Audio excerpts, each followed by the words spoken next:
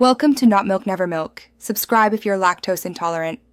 In this video, I will explain how to make your mix sound professional in FL Studio. First, organize your project by naming tracks and patterns clearly. Set all your faders to 0 decibels before you begin, ensuring a clean starting point. Always use a high-quality reference track to guide your mixing decisions and achieve a balanced sound. Proper gain staging is crucial to prevent clipping and maintain ample headroom throughout your mix, allowing for dynamic processing later on. Next, let's dive into essential mixing tools. Apply equalization to carve out unique space for each instrument across the frequency spectrum, preventing muddiness.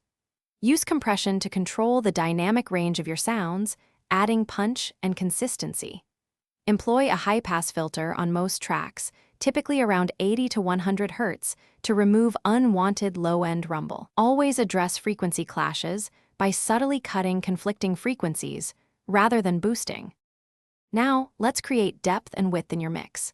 Utilize reverb to place instruments in a cohesive acoustic space, adding realism and depth.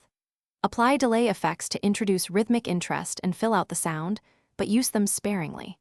Pan instruments across the stereo field to achieve a wide and immersive soundstage, enhancing separation. Remember to use subtle automation for effects like reverb and delay to add dynamic movement and excitement to your track. Finally, let's talk about mastering for impact.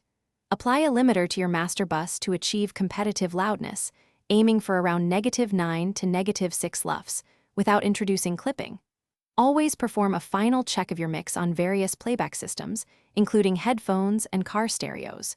Ensure your mix has a well-balanced frequency response across the lows, mids, and highs.